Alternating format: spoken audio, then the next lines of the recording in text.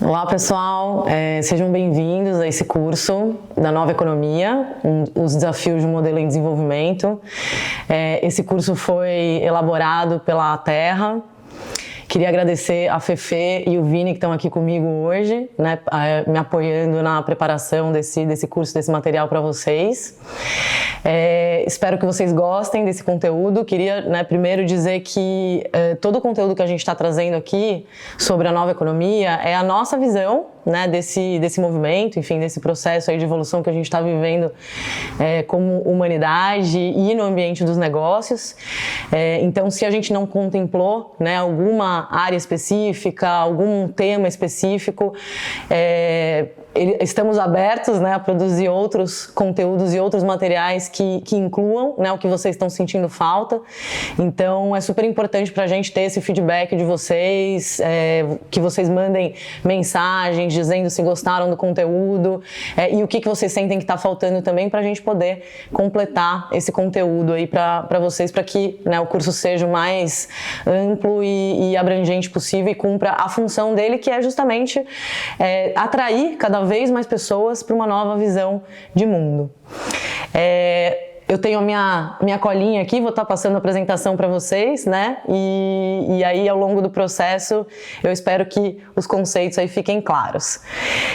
A gente está falando, né, de um movimento de transformação nos negócios, né? É hora da gente transformar mesmo os negócios para negócios que transformam, né? Que agregam valor, que adicionam mais para o planeta do que extraem do planeta e que regeneram, né? Então, a gente está falando sobre essa nova perspectiva, né, e um novo papel que surge de necessidades e das demandas atuais, né? A gente nunca pode esquecer que as empresas são a segunda forma de organização social mais potente que a gente tem hoje na nossa sociedade, né? As primeiras são as famílias e as empresas são a segunda, né? Todo mundo está vinculado a algum negócio, a grande maioria das pessoas, né, está vinculada a algum negócio de alguma forma, né, seja por trabalhar em uma empresa, seja por consumir produtos, né, de empresas específicas e por aí vai. Então as empresas, elas têm um papel muito importante, né, na transformação dos caminhos, né, e na construção de novos caminhos para a nossa sociedade. E a gente não está assim fazendo aqui uma luta, enfim, uma apologia contra o lucro, né? O lucro, ele é muito importante. Eu tenho um amigo muito querido que sempre fala isso, assim, o lucro é libertador, né?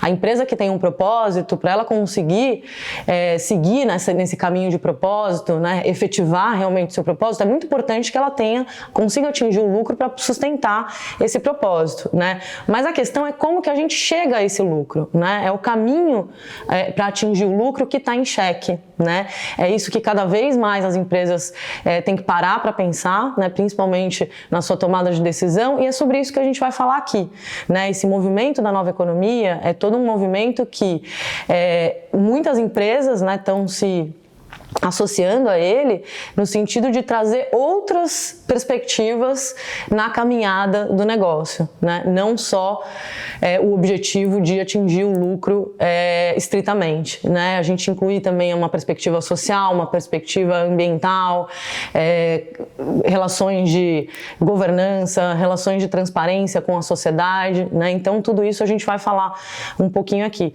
Então, assim, mais do que nunca, né, a gente tem essa necessidade de transformar, né, essa perspectiva do papel das empresas para um caminho de geração de valor compartilhado e de regeneração do planeta. Esse curso, ele está dividido em 5 módulos, né? Então a gente vai agora passar pelo módulo 1 e vocês terão acesso em seguida, né, aos outros módulos também. O primeiro módulo é sobre o contexto e relevância dessa temática toda, né, que a gente está comentando aqui. Depois a gente vai falar de conceitos-chave. Depois a gente vai falar da transição, desse processo de transição nos negócios. Então, quais são os tipos de negócio que surgem aí nesse processo. Depois a gente vai falar um pouco sobre regeneração, né? Porque todo esse movimento da nova economia, né, com todas as interfaces aí que estão inclusas nele, está levando a gente para um caminho da construção de negócios regenerativos, né? Negócios que adicionam mais do que extraem no planeta, né? Porque a gente já chegou num limite mesmo, sustentar não basta, né? A gente precisa começar a regenerar. Então, a nossa visão como a Terra, né, é de que é muito importante que os negócios comecem a ganhar essa perspectiva, né? E é para aí que a gente acredita que a nova economia tem que seguir. E aí a gente vai falar um pouquinho sobre negócios regenerativos também. Para começar, eu queria me apresentar. Eu sou a Júlia Magion, sou brasileira, tenho 42 anos, sou mãe de 3 meninas, a Tereza, a Isabel e a Marina. Aqui eu tô, né, contando um pouquinho assim do que completa a minha vida, né? Eu acho que as minhas filhas, né, são uma parte bem importante dela. Eu sou administradora de empresas, né, por formação. Me formei na FEA, USP em São Paulo, já faz algum tempinho, já tenho uma longa caminhada aí nesse universo das empresas e do empreendedorismo. Foi em 2002 que eu me formei. Fui atleta na minha vida, né, de jovem, assim, fui nadadora, vivi muito, né, esse ambiente do esporte, o ambiente da competição. Isso eu sinto que me trouxe assim muitos ganhos, né? Não era fácil, era desafiador, né? Porque além da escola tinha que treinar, treino de madrugada antes de ir para aula, né? Esse tipo de coisa. Mas o fato de pertencer a um grupo, né, de aprender a lidar com todo o contexto competitivo, né, ganhar e perder, a disciplina, né, que o treinamento todo traz, eu sinto que foi muito benéfica assim, para mim na minha vida e eu ganhei muito com isso, né? Depois da natação veio o surf, né, que, enfim, sempre tive uma relação muito importante assim, com a água, né? A água para mim é um elemento muito presente assim na minha vida, e vim morar em Garopaba. Hoje eu moro em Garopaba, Santa Catarina, apesar de ser paulista, né? Sou de São Paulo, cresci em São Paulo, mas faz 3 anos e meio que eu moro aqui, e também por essa proximidade, né, da praia, além de toda a questão da qualidade de vida. Depois eu vou falar um pouquinho mais para frente por que eu fiz essa mudança.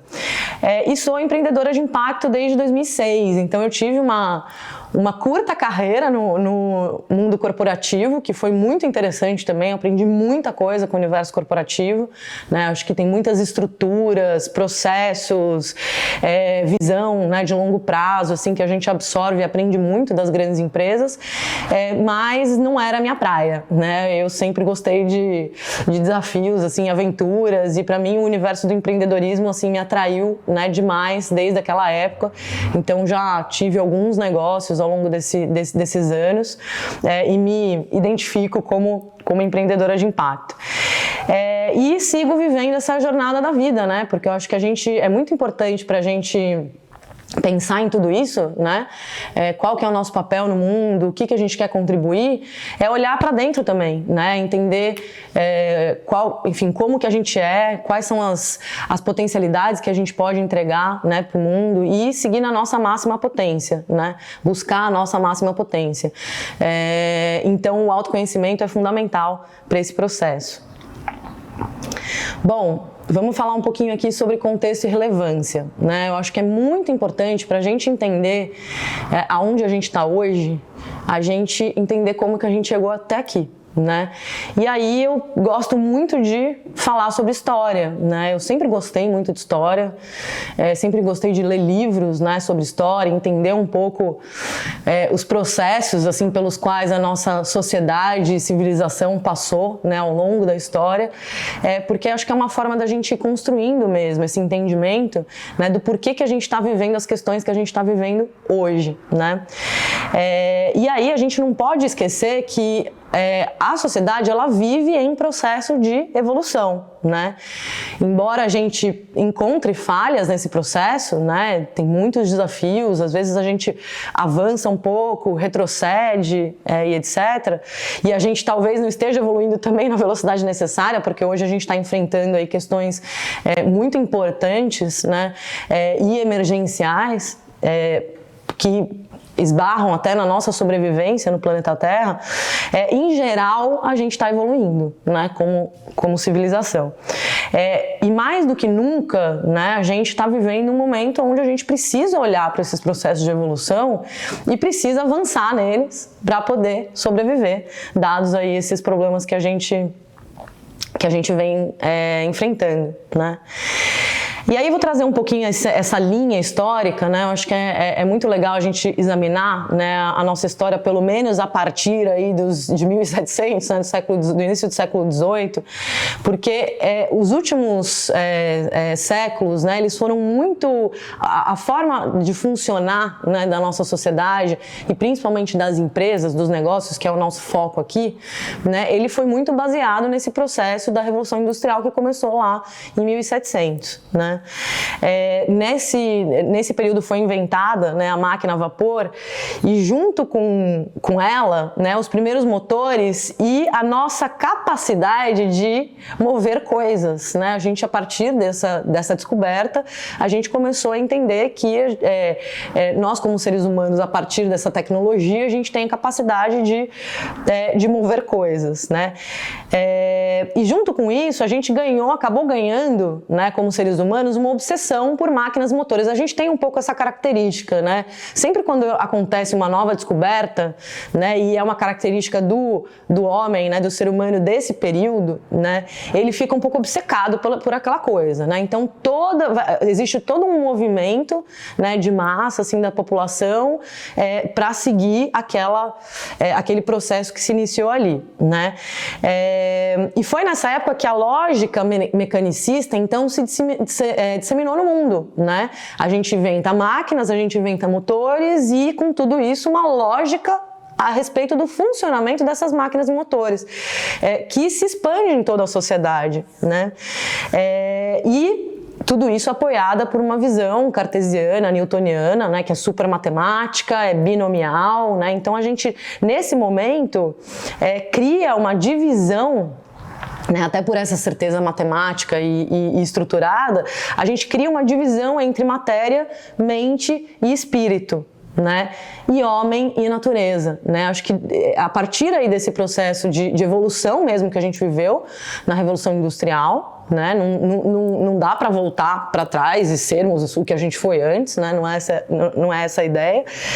A gente cria também, junto com isso, essa divisão entre nós, seres humanos, e a natureza, esse distanciamento entre nós, seres humanos, e a natureza, que só agora, né, mais de 300 anos depois, a gente está entendendo os impactos desse processo que começou lá, né? No século XVIII e XIX, né, entre século XVIII e XIX, meados do século XIX, a gente começa então a viver a ascensão da produção em massa, né? Os bens de consumo aí ganham, né, os mercados globais, e aí a gente vê todo um aperfeiçoamento das tecnologias, né, junto com uma revolução nas questões energéticas, né, com petróleo, eletricidade, e a ascensão do capitalismo, né? Tudo acontece ali ao mesmo tempo, né? A evolução das tecnologias, as novas energias aí que potencializam todas essas tecnologias existentes, e juntamente com isso a ascensão do modelo capitalista, que é um modelo que a gente até hoje segue aí nesse contexto de dinâmica econômica da sociedade, né? Só que as organizações que começaram a usar as máquinas começaram a se tornar cada vez mais parecidas com elas, né? Então a gente pôde assistir nesse processo toda uma mecanização dos sistemas humanos, né? Isso é muito importante, né? Porque quando a gente olha principalmente para o mundo corporativo convencional, né? E ele está lutando muito, tem muitas empresas aí que estão lutando para criar novos mecanismos, isso fica muito claro, né? O principal impulso dessa teoria da administração das empresas a partir desse período, né, tem sido alcançar operações muito eficientes por meio do controle top-down, né, que tem muito a ver com a forma como as máquinas funcionam, né? E aí é essa ideia, né, colocar as pessoas nas caixinhas ali, apoiadas por metas que elas precisam executar, né? Mas o quanto disso desenvolve, né, olha para a máxima potência de cada pessoa, né? É uma visão muito específica, né? E claro que existem muitas pessoas que têm essas habilidades mais específicas e funcionam muito bem nessa lógica e nessa dinâmica, né? Mas não dá para ser generalizado, né? E eu acho que a consciência que a gente vem conquistando cada vez mais, né, é que a gente precisa ampliar a nossa visão em relação às coisas, né? Ter uma visão um pouco mais abrangente. Mas, nesse sentido, aí nessa época também, né, entre século XVIII e XIX, a gente também começa a ver alguns movimentos opostos que começam a acontecer, né? Então, é dessa forma que a gente evolui como sociedade, né? A gente atinge um novo patamar aí, né, com descobertas, com tecnologia, com a ciência e tal. A gente se move nessa direção até que novos pensadores e outros movimentos começam a surgir, né? Então, apesar do século XVIII ter sido marcado por essa objetividade, né, o esclarecimento da razão, no início do século XIX a gente já vê um movimento, né, tendendo para a subjetividade, né, para a emoção, para um olhar para o eu, né? Goethe, que é um escritor alemão, ele foi uma das primeiras figuras, assim, das figuras mais importantes, né, nesse processo com aportes aí para a literatura do romantismo europeu, né? E aí ele começa a trazer, junto aí com todo esse movimento, uma visão de mundo já um pouco diferente, né, mais centrada no indivíduo, que complementa esse processo também histórico que a gente vem vivendo até hoje, né? Um olhar mais para o ego, né? Um olhar mais centrado e individualizado. Só em 1920, aí vamos já avançar um pouquinho aí na história, né? Nos anos 20, que a ecologia, né, é uma área que surge a partir da biologia, né, identifica a noção, né, o conceito das cadeias alimentares e das teias alimentares. Por que isso é importante, né, dentro desse contexto histórico que a gente está trazendo? Até então, até os anos 20, a minha avó nasceu em 1920, tá? Então, assim, é muito recente. A gente não tinha a noção de que na natureza, né, os seres vivos que ali estão, né, funcionam, né, operam numa lógica de cadeia, né? Sabe a cadeia alimentar que a gente aprende na escola, assim, na aula de biologia? Minha filha está na quarta série, ela está terceira, quarta série, está aprendendo, acho que foi no terceiro ano que ela começou a ter, assim, as primeiras noções disso, né? E esse ano, no quarto ano, se intensificou na matéria de ciências, né? A gente aprendia isso na escola, né? As teias alimentares, as cadeias alimentares, né? Então, o gafanhoto come a plantinha, a águia come o gafanhoto, né? E aí você vai formando toda essa noção de cadeia. A gente até os anos 20 não sabia disso, né? E esse conhecimento é o que traz pra gente uma perspectiva de ecossistema, né? A gente até então não tinha noção da dimensão de um ecossistema, né? E isso é muito importante, porque a gente, a partir dessa noção, a gente ganha o entendimento de que nós, seres humanos, né, indivíduos, somos dependentes de outros seres também para sobreviver, né? Até então a gente tinha essa onipotência, né, até de achar que nós, seres humanos, estamos acima de todos e qualquer outros seres e podemos, né, extrair, degradar, retirar, né, dos ecossistemas sem pensar num fim, né, para isso. Então essa noção realmente é muito recente, né? E por isso que a gente traz tanto essa questão dos ganhos de consciência que a gente vive ao longo desse processo civilizatório, né? Porque não daria pra gente falar isso também antes desse conhecimento ter sido gerado, né? Porque a gente ainda não tinha essa noção. Então é importante a gente entender também qual que é o nosso papel hoje diante do conhecimento que a gente adquiriu nesse processo todo, né? Nos anos 40, com o fim da Segunda Guerra Mundial, a gente vê aí a ascensão dos Estados Unidos, né, como uma grande potência, e a década de 40 ela foi marcada, de fato, né, pela terceira revolução industrial, né? onde a gente começa a ver assim, os avanços da tecnologia, os avanços da globalização, né? A noção de globalização começa a ganhar o mundo, então as empresas multinacionais, né, começam a se espalhar pelo mundo, criando as suas operações muito baseadas na visão da sede, né, do país de origem, ainda com uma lógica mais colonizadora, né, colonialista, de chegar ali e tentar implementar a sua cultura naquele novo ambiente, né? Algo que também está sendo derrubado aí mais recentemente, né? Estamos ganhando a noção de que precisamos ter uma perspectiva mais local para sermos seres globais, né? Mas foi nessa época que essa noção da globalização avançou também, né? E junto com tudo isso, um outro fator muito importante, né, nesse processo de evolução, em 1964, o Paul Baran, ele apresenta pela primeira vez o entendimento sobre as estruturas de redes descentralizadas, né, que avançam para as estruturas de redes distribuídas, né. Então tudo que a gente fala hoje das redes, né, toda a evolução que a gente teve nas tecnologias digitais tem como origem, né, essa noção inicial, né, do conhecimento sobre como que as redes funcionam, né, e foi só aí em 1964 que isso aparece. Então pela primeira vez os padrões, né, hierárquicos, verticais, centralizados dessa visão mecanicista nas organizações, né, eles são desafiados por uma nova visão, né, uma alternativa que, quando aplicada a processos tecnológicos, de comunicação, por exemplo, eles trazem maior resiliência para esse sistema, né, como um todo. Então as redes distribuídas, elas começam a promover, né, esses movimentos de quebra da noção de comando e controle, né? Você consegue ter alternativas para essa ideia, né? Isso aplicado nas empresas, por exemplo, começa a trazer novas formas de gestão dentro das empresas até, né? Com estruturas menos centralizadas, mais descentralizadas, estruturas de poder mais distribuídas, né? Até na tomada de decisão aí nos negócios. Isso gera uma abundância de caminhos, né? Imagina a quantidade de caminhos que a gente pode ter para resolução de problemas, né, e para lidar com a complexidade que só aumenta ao longo do tempo, né, a partir dessa nova noção, né.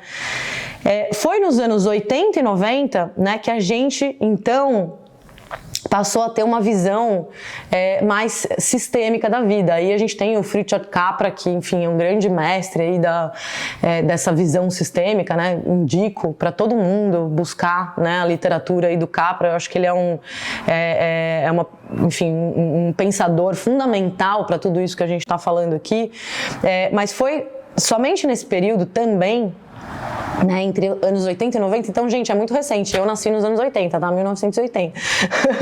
É muito recente que a gente ganha a possibilidade, através da matemática da complexidade, tá? Então, a matemática da complexidade que começa a construir algoritmos, por exemplo, que a gente ouve o tempo todo, né? Isso é algoritmo, os sistemas digitais aí, né? As tecnologias digitais, os aplicativos, né? Tudo eles são desenvolvidos em cima de algoritmos. Pois foi nessa época que a gente começa a ter a noção, a gente começa a ter esse conhecimento, né, para poder desenvolver essas novas tecnologias. Até então a gente não tinha a matemática da complexidade apoiando, né, esse processo de desenvolvimento desses conceitos, né. E junto com tudo isso a gente passa a conceber então uma visão sistêmica do todo, né. De acordo com essa visão sistêmica, né, as propriedades essenciais de um organismo ou de um sistema vivo, tá? E aí eu quero trazer para vocês assim um gancho para a gente olhar para as empresas também como sistemas vivos, né? A gente não pode esquecer que as empresas, elas são sistemas que estão o tempo todo em evolução e em movimento, né? Então a gente precisa começar a olhar para as empresas também como sistemas vivos que têm um papel no ecossistema onde elas estão inseridas, né? Dentro com essa visão, né, com essa visão sistêmica e o olhar para os sistemas vivos, a gente entende que cada organismo, né, contribui para o todo, e que a sua contribuição não é propriedade exclusivamente desse organismo, né? Ele vai